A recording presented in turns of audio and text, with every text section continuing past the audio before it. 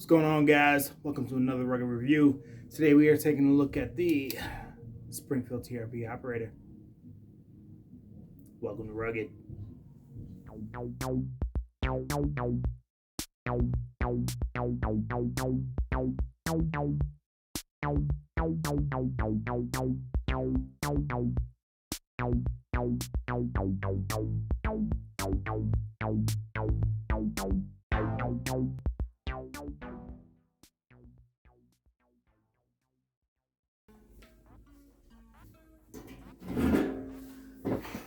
What is going on, guys?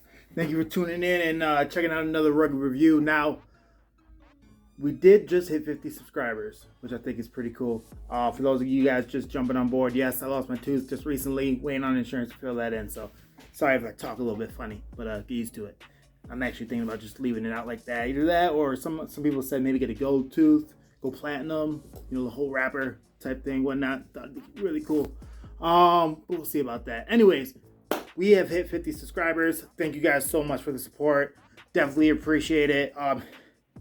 That being said, I'm thinking like by now I mean, Rugged is the name of the channel. I got that, but I don't have a name. I feel like I should have one of these cool guy YouTube names. So, I don't know. What do you guys think? Should I just use my regular name? Should I have some sort of cool moniker? I don't know. I could be a chill black dude. ACBD. People be like, oh yeah, yo, I know a chill black dude. Oh yeah, no, he's cool. I love a chill black dude. No, that's probably not gonna be what I roll with. Chances are I'm just gonna use my real name. But if you got any cool ideas out there, toss them out. 50 subscribers. I guess I should probably have some sort of a name for you guys to call me or something. Like I said, I'm either gonna use regular name or something cool that you guys come up with. Toss it out there. Anyways, let's move forward here. So we are looking at the Springfield TRP Operator. I am going to do a little bit of a tabletop after I kind of give you guys some of my thoughts on this. Let's see. So take a look at mine. You will see that I have made some changes here. I got rid of the full length guide rod, and then I also got rid of the ambi switch. So I just have the single-sided. I did go with the Wilson Combat safety on that. I love it. I mean, it's insanely tactile. I mean, you could probably hear it pretty good on camera there. Hopefully I'm kind of in view. I mean, this thing, it clicks ridiculously. It just perfect in there. I know that it's set. I know that whether it's on or if it's off, it doesn't accidentally bump up on me when I'm holding it. Realistically speaking, the real reason why I switched that out is because I was carrying this gun pretty regularly, and I would come home and find out that the safety was off, which was a little bit scary because I had a single action gun on my side here with the safety off, and one in the chamber, hammer cocked. Definitely not cool. You don't want to do that. So I did go ahead. I swapped out to a single-sided safety, and I have not had any issues whatsoever with that. So if you do have an ambi safety on your 1911, and for some reason you are seeing that it's kind of flicking off. Now, I will be honest, the one that came with it was not this crisp. So maybe just somehow the way that it hits the detent on this, maybe I could have gone with the ambi from Wilson Combat, and it would have stayed on there. But it's just something that I didn't feel that I really needed, so I went ahead and got rid of that. I also, like I showed earlier there, I did get rid of the full-length guide rod, so I am able to break this down without having to use the tool that came with it. Something that I find to be pretty handy. Let me see. What else have I done? I think that's it, other than the Olight that I have on here that I'm running. PL Valkyrie 2 or Valkyrie PL2, something like that. I'll go ahead. I'll throw some details below. Definitely check out the description. I'll put in all the different parts that I used for this guy. I know a lot of people are probably looking at me right now and thinking I'm crazy because I like to carry full-size steel frame 1911, but I don't know, it works. I'm able to conceal it. Actually, if you look at the intro to this video and all of my other videos, you'll see me do a little spin around, and I am carrying a 1911 under a t-shirt. I've ran it in the summer. Generally, I'll throw a button up or some sort of plaid, something kind of thrown over to kind of break up the outline. but I like running this gun. I really do. I enjoy it. It's heavy, but I really enjoy this gun, and I can shoot it very well. And that's another reason why I would say I prefer to carry this as much as possible. It's just because I can shoot it so well compared to anything else, really. I mean, my wife loves this gun because she's able to just pull it out and rock and roll with it all day. I do have a little clip. Maybe I'll be able to find that from my phone and put it in right over here for a little bit so you can see that she's just drilling away at the targets. The full steel frame just sucks up so much of that recoil. It's awesome. I really love that. Alright, so a couple more details that I want to show you. This guy does have, go ahead just in case I happen to flag myself here. You can see it does have the adjustable night sights on there, which is nice. It also has front checkering. I'm not sure if it was 20 lines per inch or 30 lines per inch. Again, I'll toss those details in here as well. You probably see them pop up on the screen now. This guy bites. It gets a grip there. When I first got it and I was shooting it, I thought that it was too aggressive. I really did. But once you get used to it, I don't know. I mean, my hands didn't build up any extra calluses there or anything, but I don't even barely notice. I just get a good purchase on it, and it used to hurt me. I'm not gonna lie. It used to hurt when I was grabbing this and squeezing it and shooting it. But now I don't really notice that too much. It also has the rear checkering, which is really nice. You have this nice beaver tail with the extended little hump there. I have never grabbed this gun and not been able to release that safety. Excuse me, I keep popping on this O light. Let me take that off real quick. PL2 Valkyrie. Love this thing. We'll have to talk about this in another video. Alright, so as you can see, this is the Operator edition of the TRP, so it does have the rail on the bottom of it, which I definitely recommend. It's nice to be able to carry something with a light on there. What else? It has a really nice trigger. I was actually very surprised by the trigger. I knew it was going to be nice. What I didn't expect was how heavy it actually measures on the scale. I mean, just guessing, I was thinking it was like 4 pounds or something. I mean, I was shooting this thing accurately. It's crisp, it's clear. I'll do a little safety check so everybody can see we are empty, no mag. Give it a couple racks. Alright, so let's see if you can see the trigger. There's a little bit of a stack right there, and then top, and that's it. It does have the over travel adjustment there in the front. I'll go ahead. We'll see if we can get a weight on this guy for you. I want to say it actually came in around 7 pounds, which again I was very surprised because of how easy this thing is to shoot. Let's see if we can get this in the camera here.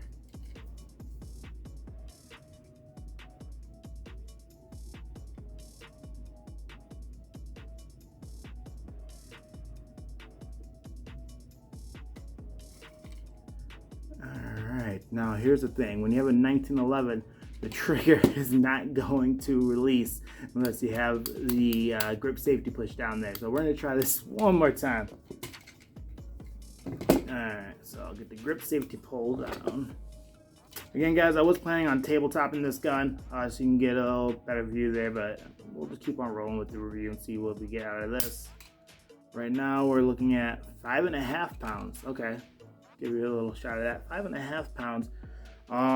Maybe just from shooting it so much, I don't know, it lightened it up. Maybe I gave it a 1,000-round trigger job, and now it's coming in a little lighter than it was before because I was measuring this thing right around 7 pounds when I got it a few months ago. We'll give that another shot here. Right around 5.5 pounds. All right, so either my memory is horrible, which it is, or I've shot this thing and ran it through enough rounds that it dropped 2 pounds. I'm going to go with I probably have a hazy memory. But anyways, let's continue on with this. What else do I want to say? Okay, I did have a little bit of an issue with this gun when I first got it. So when you first get the gun, actually it doesn't really matter. It wasn't really the magazines, but I thought it was. So TRPs are known for shooting up the mag pretty well. As you can see, I couldn't even catch that one. We'll give it another shot. Boom, it's gonna pop out every time. Well, when I first got the gun, what was happening was I would hit it, and it would stick. right around there, maybe even like that. I try it again, and like maybe once every 10 times I get it to kind of drop free a little bit like that. But I mean, it was disheartening because you pay so much money for a nice gun like this, and it wouldn't pop the mags free like I was seeing in all the other reviews. So what I ended up doing, I did try just kind of changing the mag, going with another one. They give you 2 mags free. One of them, it seemed to work a little bit better than the other one. I could get it to drop free from time to time a little more. So I called Springfield, and they actually just shipped me out another mag. They said, well, what's your address? We'll send you out another mag. But if you continue to have problems, let us know, and we will probably have you send in the gun, which that was probably around March. And I was a little worried with Corona just starting to come out if I was even going to get the gun back. So I was praying that it was just the mag that I had. But realistically speaking, even with the mag that worked for me, it was still kind of sticking. So what I ended up doing was just really taking a look at it. And I actually took a look in the mag well, and I, digitally and visually inspected it. And I could feel a little bit of a hangover on the mag well here, kind of going into where the actual magazine feeds. And as I was pushing the mag in, I would double check and see how it was hanging up, and the flared mag well was actually rubbing against the magazine. So what I ended up doing was I did call Springfield, and they sent me they had me print out a label for free shipping, and I shipped the gun to them. I want to say it was about a 1 to 2 week turnaround time on the gun. They took it. They must have checked it out. I'm assuming that they saw what was going on. I did. They do have you kind of fill out a little paperwork. So I did kind of write down what I thought the problem was about the actual mag well rubbing against the magazine, and they took a look at it. Apparently they fixed it. I don't feel anything hanging out there, and it shoots out mags perfectly. So I just want to say the Springfield customer service was outstanding with this, and I love this gun. But I really appreciate good customer service, because no product is perfect 100% of the time. When it leaves the factory, things happen. So I won't hold that against them at all. People put these guns together and people make mistakes. But they definitely, they took a look at the gun and they fixed it. It was a quick turnaround, and they kicked it back out to me. So that was awesome. Another issue. I know this is horrible. Another issue. All right. The last issue that I had with it, and I'm over 1,000 rounds, probably close to 2,000 rounds down with this. 100% confident I will be carrying it. I have carried it. But the other issue I had was with these Wilson Combat mags. These are the 10 rounders, and brand new, when I was running the 10 rounders with hollow points, it would hang up right around the 3rd or 4th round. It was pretty regular that it would hang up with hollow points running these mags. So I kind of set them aside. I just kind of continued on with the basic 7-round mags that I was running. And every now and then I'd pull them out. I say every now and then, the last 2 or 3 cabin trips. So in the last 2 or 3 cabin trips, I pulled them out. I ran through a couple of mags with hollow points, and I have not had an issue since. I don't know if there was just something going on that these mags needed to be broken in after a session or two, but now they're working flawlessly. I've shot a couple of 100 rounds through both of them because I have 2 of these, and I am good to go. So now when I am carrying, I do have the gun loaded with a 7-round mag, and then I carry this as a backup in my Pitbull Tactical Universal Mag Carrier. Those things are awesome. I will do another video specifically on those, because I do use them every day. Carry spare mag, not even necessarily just to have a crap ton of ammo, but the quickest way to clear some sort of function or malfunction that's going on with your pistol is just going to be drop the mag, rack, make sure you dump out whatever's in there, and then go ahead and slap a new mag in. And chances are, if you're having a malfunction, especially with a gun like a 1911 that you are cleaning, you're taking care of, chances are it's going to be the magazine that's causing the failure. So I do just want to advise, if you're carrying, what you should be, as long as you have your permit in New York, you got to go about getting the permit. But if you're carrying, I highly recommend that you carry a spare mag, not necessarily just so that you have more ammo, But just so you can clear malfunction in case anything like that happens, you don't have to think about it. You know, you can just drop whatever mag's in there, rack, slap it back in, rack, and then you're good to go. Let's see. Other than that, I know there are some people that are saying, you know, hey, you're carrying a full gun. You only have 7+1 or 10+1 in there. You know, what's the point of that? I live in New York, Buffalo, New York. Go Bills. And we do happen to have the safe stack, so 10 rounds is my max. I feel perfectly comfortable with 7+1 plus 10 round backup. So, like I said, I do carry it. Not all the time. I will say I carry this about 30% of the time. If I'm going out at night, I try to make sure I do have this strapped on because I do have the light for it, which is nice. It's always good to have a light on your carry and home defense firearm, whether it's pistol or rifle. So I highly recommend that as well.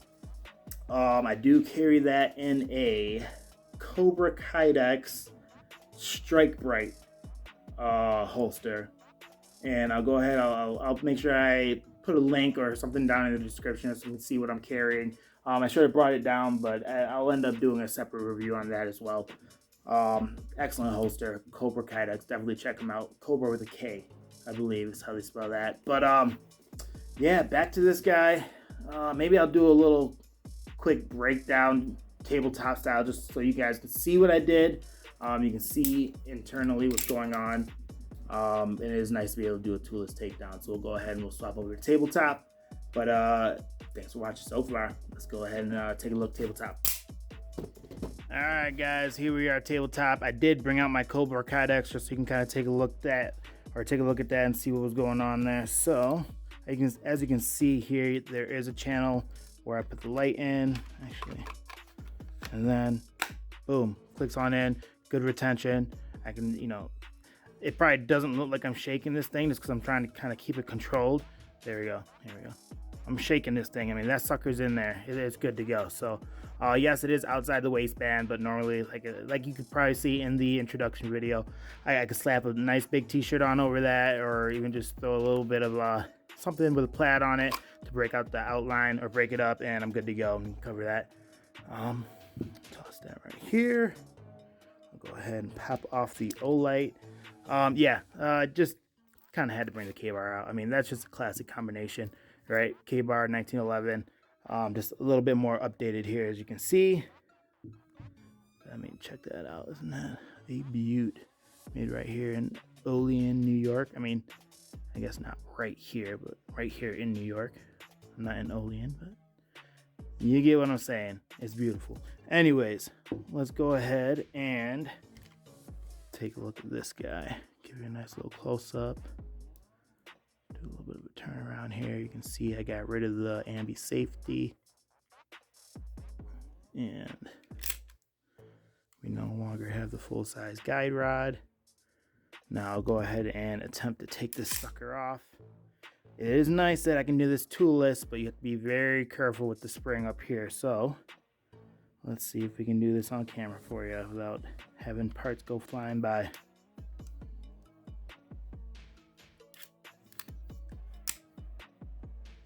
Get this all lined up. Pull out the slide lock. Ease it forward. You really got to ease it forward because when you change this guy to GI, as you can see, the spring is all kind of bent up in here. It's not captured by anything. I'm going to try to keep it compressed. There we go. And see, it already wants to kind of bend up and come out. But you have to reverse the plug on this guy. So the plug doesn't actually push out forward like a normal one would if you had a bushing, because I forgot to say this, it has the bull barrel and it does not have the bushing on there. So I had to order this part. It's a reverse plug. I believe it was 10/8 precision. I'll go ahead, I'll toss the info down in the description there. Although I think with YouTube you can't link gun parts. So in case I can't link that, I believe that is the 10/8 precision. We'll go ahead, we'll pop out the barrel. Push the lug that way. And now we have the Springfield TRP Operator broken down. I do have this guy I got as a kit from Wilson Combat. I want to say it was it about 13, 14 bucks. Again, we'll put the information down there because I did this at the beginning of the year and I haven't really checked prices or stuff. I probably should have kind of refreshed myself before I did the video, but I did get new spring, GI guide rod, and a little buffer here as well. And then 10/8 precision, reverse plug, and the single side safety that you have here. Those are the gun parts that I added. Normally with the TRP operator, what you would have to do is you pull the slide back and then there's a little hole in the full side guide rod. They get to either stick a tool in or get a paper clip and you bend it up and push it in there, and then that holds this, and you can pull this part out and then you slowly take it apart. It's a little bit of a pain. This just makes it much nicer to field strip. I can take it down without any tools like a regular 1911, and I'm able to break it down into its pieces, give it a good cleaning, which obviously it needs right now, so maybe I'll do that after we do the video. But if anybody wanted to take a look, it has a nice chunky bull barrel on there. Not really much of a crown. I mean, I believe there is like the tiniest bit. I don't even think it'll pop up on camera, so I'm gonna go with not really a crown on this, guys. But it's a nice thick bull barrel. I mean, you can probably run this thing to death. Even if you do drop it, I mean, I think you're gonna be okay with this guy. Give you a little bit of a close-up of the sights here. Those are tritium 3-dot, fully adjustable. The sight picture is awesome on these things. It does have the ridges here so you get less light reflection. And you can drift the front sight if needed, but the back is adjustable for windage and elevation, so you can leave that front sight alone for the most part. And I think for the most part, yeah, that's about it. If you have any questions or comments or anything, definitely drop it down below. And remember, I'm looking for some name ideas. I'll take a look at what you guys do, leave in the comments. You can also shoot me an email at remain.rugged@gmail.com if you have any suggestions. And then, yeah, thank you for watching another Rugged review, y'all. Peace. One last little update here. Buffalo Bills are now the AFC East champions. We are working on going to the Super Bowl this year. Peace.